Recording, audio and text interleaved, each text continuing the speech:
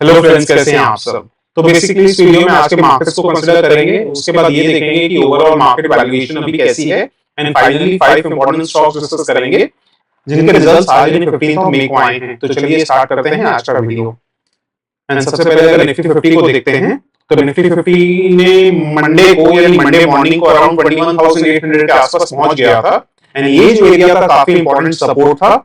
मैंने जो मेंबर्स वाला ग्रुप है उसमें मैसेज भी किया था कि 21,800 से 850 के जो रेंज है उसके बीच में मार्केट्स का क्रिटिकल सपोर्ट एरिया है। वहां से रिकवरी आना बहुत जरूरी हो जाएगा, नहीं तो मार्केट्स में काफी ज्यादा और वीकनेस आ सकती है। एंड टचवुड वहां से अच्छी रिकवरी आई मार्केट में। मंडे को ही मार्केट काफी रिकवर कर चुका था, उसके बाद से 2 दिन से ओवरऑल अच्छा परफॉर्म कर रहा है। एंड आज के अगर मार्केट्स की बात करते हैं तो 15 मिनट चार्ट लगा लेते हैं। 15 मिनट चार्ट में देखें तो हल्की फुल्की गैप अप ओपनिंग हुई थी, उसके बाद ऑलमोस्ट 10 बजे के आसपास तक काफी गैप डाउन भी चला गया था, यानी काफी प्रॉफिट बुकिंग आई। बट उसके बाद फिर रिकवर होते होते ऑलमोस्ट फ्लैट बंद हुआ है। बट अगर ब्रॉडर मार्केट को देखेंगे तो स्मॉल कैप और मिड कैप्स को अच्छी खासी तेजी में बने हुए थे, तो वहां कोई प्रॉब्लम नहीं है। एंड अगर यूएस मार्केट्स में देखते हैं तो यूएस डेली चार्ट लगा लेते हैं। जो यूएस गवर्नमेंट की 10 ईयर बॉन्ड यील्ड है वो भी काफी डिक्लाइन हो गई है, ऑलमोस्ट 4.7% पहुंच गई थी, बट अभी 4.35% पहुंच गई है, जो अगेन पॉजिटिव हो जाता है इमर्जिंग मार्केट्स के लिए। डॉलर इंडेक्स भी एक समय 106 क्रॉस कर चुका था, जो अगेन 104.5 के पास बैठा हुआ है। डॉलर इंडेक्स अगर फॉल करता है तो again emerging markets like India के लिए पॉजिटिव हो जाता है। एंड फाइनली क्रूड ऑयल का अगर प्राइस देखें तो अगेन यहाँ भी $90 क्रॉस कर चुका था ब्रेंट क्रूड ऑयल, बट ये भी डिप होके ऑलमोस्ट $82 के आसपास आ चुका है। बट एक जो चीज नेगेटिव बनी हुई है इंडियन मार्केट्स के लिए वो ये कि मई मंथ में एफआईआई की सेलिंग लगातार कंटिन्यू हो रही है। थोड़ा सा जो अमाउंट है वो हल्का फुल्का कम हुआ है अभी, बट स्टिल एफआईआई अच्छा खासा सेलिंग कर रहे हैं। एंड कहीं ना कहीं वो इवेंट रिस्क नहीं लेना चाहते।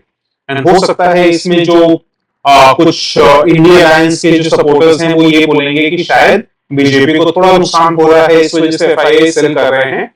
एंड अगेन जो बीजेपी सपोर्टर्स हैं वो ये बोलेंगे कि इससे कोई फर्क नहीं पड़ता। एंड ओवरऑल मेरा पर्सनल ओपिनियन ये है कि क्या रिजल्ट्स होने वाले हैं 4 जून को इसका आइडिया ऑब्वियसली किसी को नहीं है, ये तो 4 जून को ही पता चलेगा। इनफैक्ट एग्जिट पोल्स जो आएंगी 1 जून को उसमें भी क्लियर कट पिक्चर नहीं आने वाली है, तो अगेन 4 जून तक वेट करना पड़ेगा। बट ओवरऑल मुझे नहीं लगता ऐसा कोई प्रॉब्लम है, मुझे लगता है सेम गवर्नमेंट ही कंटिन्यू होने वाली है। फाइट इस चीज की है कि कितनी सीट्स आती हैं। एंड उसके बाद अगर निफ्टी इंडाइसेस को देखते हैं आज, तो अगेन आज का जो विनर था Nifty reality, Nifty PSU banks and FMCG sector में आज अच्छा खासा प्रेशर बना हुआ था। एंड रिसेंटली जब मार्केट्स प्रेशर में थे तो एफएमसीजी सेक्टर में थोड़ी रिकवरी आ रही थी, बट अगेन जब मार्केट्स स्टेबलाइज हो जाते हैं तो एफएमसीजी थोड़ा सा प्रेशर में वापस आ गया है, क्योंकि एफएमसीजी सेक्टर को जनरली एक डिफेंसिव सेक्टर कंसीडर किया जाता है कि जब मार्केट्स में प्रेशर आता है तो एफएमसीजी सेक्टर अच्छा करता है। एंड यूएस मार्केट्स को अभी देखते हैं तो वहां पे भी अच्छा खासा तेजी बनी हुई है। डाउ जोन्स भी 0.67% ऊपर चल रहा है, नैस्डैक एंड S&P 500 भी ऑलमोस्ट 1% के आसपास ऊपर चल रहे हैं। एंड उसके बाद निफ्टी 50 प्राइस अर्निंग्स रेशियो देखते हैं तो अगेन ये डिप होके 21.2 के आसपास पहुंच गया है, जो हल्का सा प्रीमियम है, बट अब उतना ज्यादा प्रीमियम नहीं है, क्योंकि निफ्टी काफी मंथ से एक ही रेंज में कंसोलिडेट कर रहा है, एक ही लेवल के आसपास, दैट इज अराउंड 22,000 के आसपास। बट अर्निंग्स ग्रो हुई हैं ऑन एन एवरेज। कुछ स्टॉक्स अगर निफ्टी 50 की वैल्यूएशन कंसीडर करें तो अर्निंग्स कंसीडर करें तो उनमें कुछ कंपनीज की अर्निंग्स फ्लैट रही हैं, बट कुछ कंपनीज जैसे एसबीआई हो गई, उन्होंने अपनी अर्निंग्स या ईपीएस काफी हद तक ग्रो की है, जिसकी वजह से प्राइस अर्निंग्स रेशियो अगर आप देखते हैं तो ऑलमोस्ट यहाँ पे 23 पहुंच गया था अप्रैल 10 को, बट जैसे जैसे अर्निंग्स आनी स्टार्ट हुई हैं वैसे वैसे 21.2 के आसपास पहुंच गया है। एंड 20 अगर लॉन्ग टर्म में एवरेज कंसीडर करें तो अराउंड 5 to 6% का प्रीमियम हो रहा है। बट अगर अगेन 4 जून को सेम गवर्नमेंट कंटिन्यू हो जाती है तो पॉलिटिकल स्टेबिलिटी को देखते हुए, हायर इकोनॉमिक ग्रोथ को देखते हुए इतनी वैल्यूएशन ओवरऑल रीजनेबल है, हल्का फुल्का प्रीमियम है। वो भी अगर फ्यूचर में अर्निंग्स ग्रो अच्छी आती है तो ये भी न्यूट्रलाइज हो जाएगा। एंड उसके बाद स्मॉल कैप 100 की प्राइस अर्निंग्स रेशियो देखते हैं तो यहाँ पे भी हल्का सा डिप देखने को मिला है। एक समय पे ऑलमोस्ट 30 क्रॉस कर चुका था फेब में। एंड उसके बाद स्मॉल कैप इंडेक्स में भी तेजी नहीं आई है, एटलीस्ट अगर ये नहीं बोलूंगा कि करेक्शन आया है, बट तेजी भी नहीं आई है। At the same time small cap stocks at least selective small cap stocks में अच्छा खासा अर्निंग्स ग्रोथ आई है। तो इस वजह से जो प्राइस अर्निंग्स रेशियो है 26 पहुंच गया है। तो अगेन थोड़ा सा हायर साइड पे है, बट उतना भी ज्यादा हायर साइड पे नहीं है कि आप ओवरऑल सब कुछ बेच बाच के मार्केट से बाहर हो जाए। अगर ऐसा करेंगे तो कहीं ना कहीं लॉन्ग टर्म के लिए आपको बहुत नुकसान होगा। And finally 5 important stocks discuss करते हैं। तो पहला जो स्टॉक है टीटागढ़ रेल, इसका एक्सपेक्टेशन मुझे जो थी, क्योंकि मैंने जुपिटर वैगन्स में एंट्री ली थी after it's results, phenomenal results थे, तो मुझे एक्सपेक्टेशन थी कि टीटागढ़ के रिजल्ट्स भी अच्छे आएंगे। तो लेट्स सी कैसे रहे रिजल्ट्स। अभी स्क्रीनर पे अपडेट नहीं हुआ है रिजल्ट्स, तो डायरेक्टली बीएसई के वेबसाइट से चेक करते हैं। तो अगर कंसोलिडेटेड फाइनेंशियल रिजल्ट्स देखते हैं टीटागढ़ वैगन्स के, तो ईयर ऑन ईयर अगर देखें तो ऑलमोस्ट 974 करोड़ की रेवेन्यूज थी लास्ट ईयर मार्च क्वार्टर में, जो बढ़ के हो गई है 1052। तो ऑलमोस्ट 10% के आसपास भी रेवेन्यू ग्रोथ नहीं आया है year on year.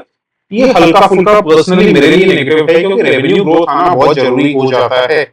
Even though net profit की अगर बात करें तो 48 नेट प्रॉफिट की अगर बात करें तो 48 करोड़ से ऑलमोस्ट 79 करोड़ हो गया है, जो अगेन एक पॉजिटिव फैक्टर हो जाता है। एंड ईपीएस अगर देखें तो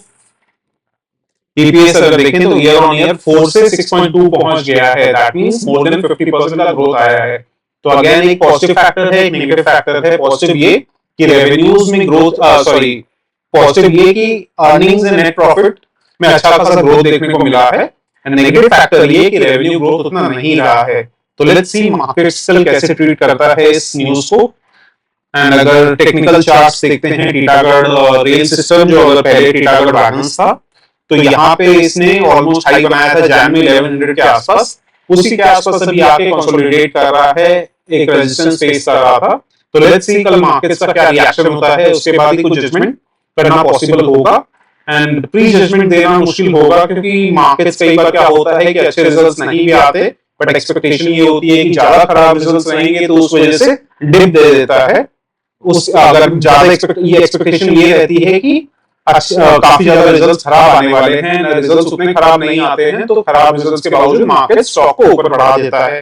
बट पर्सनली मेरे ओपिनियन में रिजल्ट्स उतने अच्छे नहीं आए हैं, तो एक दो दिन थोड़ा सा प्रेशर में रह सकता है टीटागढ़ रेल।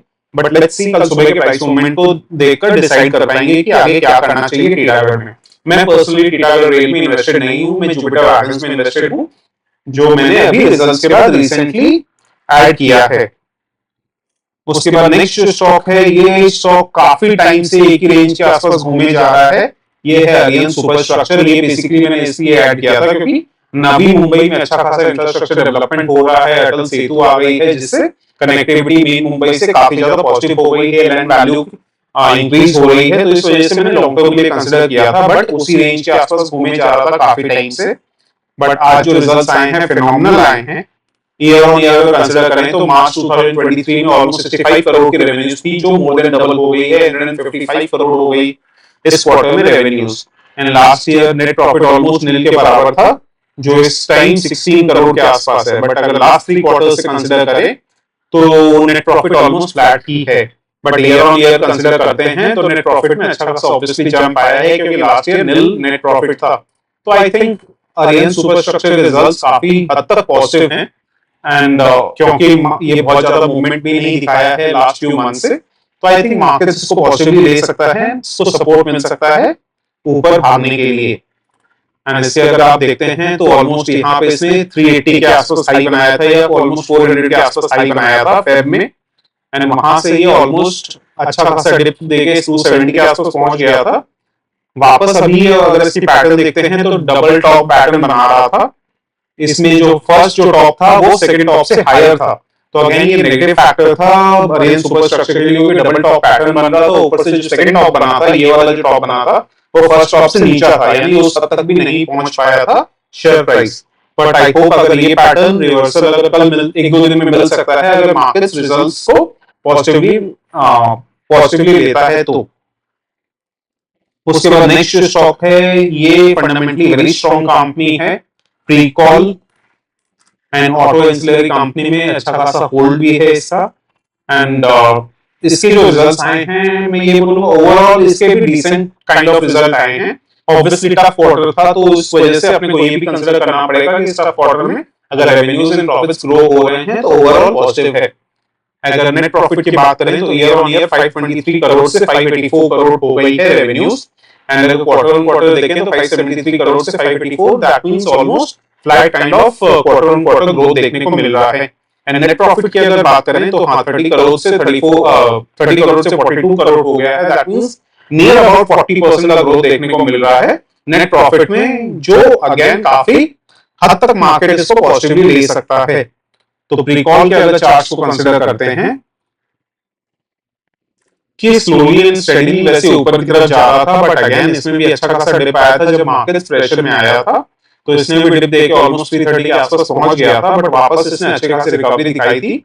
अभी स्लो एंड स्टेडीली ऊपर की तरफ जा रहा था। तो लेट्स सी इसका क्या इंपैक्ट होता है। इसके इंपैक्ट के बेसिस पे मैं कल सुबह ही अपडेट कर पाऊंगा। मेंबर्स को तो ऑब्वियसली व्हाट्सएप पे कर देता हूं मैं तुरंत ही अपडेट। उसके बाद नेक्स्ट स्टॉक है, ये मैंने आई थिंक 1 या 2 मंथ्स पहले ऐड किया है, पीटी इंजीनियरिंग, एंड इसके जो रिजल्ट्स आए हैं फिनोमिनल आए हैं। इसके जो रिजल्ट्स हैं अगर आप देखते हैं मार्च 2023 में 248 करोड़ थे, जो रेवेन्यूज ग्रो हो गई हैं 328 करोड़ की, दैट मींस ऑलमोस्ट 30% प्लस का ग्रोथ देखने को मिला है रेवेन्यूज में। एंड प्रॉफिट्स की बात करें तो 25 करोड़ से ऑलमोस्ट 40 करोड़ हो गया है, दैट मींस अराउंड 60% के आसपास ग्रोथ देखने को मिला है नेट प्रॉफिट में। तो आई थिंक इसको तो डेफिनेटली मार्केट्स पॉजिटिवली ले सकता है, कल अच्छी खासी तेजी देखने को मिल सकती है पीटी इंजीनियरिंग में। एंड इसका जो चार्ट है वो भी यही बता रहा था कि रिजल्ट्स अच्छे आने वाले हैं, क्योंकि ये higher highs and higher lows बना रहा है। आप ये देखिए, ये टॉप बना, उसके बाद ये टॉप बना, उसके बाद ये टॉप बना, जो हर एक सब्सिक्वेंट टॉप बन रहा है वो ऊपर बन रहा है। एंड अभी ये जो टॉप बनने वाला था आई थिंक ये भी ऊपर बनने वाला था, और क्योंकि रिजल्ट्स इतने अच्छे आए हैं तो मार्केट इसको एक्सेलरेट कर सकता है, ये जो टॉप बनने वाला है उसको। तो आई थिंक प्रीकॉल हो गया, अरियंत हो गया, पीटी इंजीनियरिंग हो गया, एनसीसी आई थिंक मैंने कवर नहीं किया है। तो लास्ट स्टॉक है एनसीसी। एनसीसी भी फिनोमिनल ग्रोथ दिखा रहा है। अगर आप देखते हैं 5000 करोड़ की रेवेन्यू थी मार्च 2023 में, जो 6500 करोड़ की रेवेन्यूज हो गई है मार्च 2024 में, 30% का ग्रोथ देखने को मिला है। वो भी तब जब टफ क्वार्टर रहा है, इलेक्शन का हैंगओवर भी है, बट उसके बावजूद एनसीसी लगातार ग्रो कर रही है। नेट प्रॉफिट की बात करें तो लेस देन 20% है, बट ओवरऑल डिसेंट है, उतना खराब नहीं है। तो आई थिंक एनसीसी के रिजल्ट्स भी काफी अच्छे आए हैं, स्पेशली कंसीडरिंग इलेक्शन का टाइम था जहां इंफ्रास्ट्रक्चर एक्टिविटीज पे उतना काम नहीं हो रहा था। एनसीसी की बात करें तो ये ऑलमोस्ट डबल बॉटम पैटर्न बना रहा था। ये एक बॉटम बनाया, उसका नेक्स्ट जो बॉटम बनाया ये इसने फर्स्ट वाले बॉटम से काफी ऊपर बनाया, जो अगेन टेक्निकली काफी स्ट्रॉन्ग पॉइंट हो जाता है। एंड लेट्स सी अगर कल मार्केट इसको पॉजिटिवली रिएक्ट करता है तो जो अराउंड इसके 260 के आसपास रेजिस्टेंस है वो इसके अगर ऊपर निकल जाता है तो एक बहुत बड़ा पॉजिटिव फैक्टर हो जाएगा एनसीसी के लिए टेक्निकली। तो कल सुबह ही मूवमेंट देख के समझ में आएगा। एंड ओवरऑल ऑब्वियसली काफी कुछ मार्केट्स के ऊपर डिपेंड करेगा कि मार्केट्स पॉजिटिव रहता है या नेगेटिव। तो चलिए इसी बात पे वीडियो यही एंड करते हैं। Thank you so much for watching, मिलते हैं नेक्स्ट वीडियो में।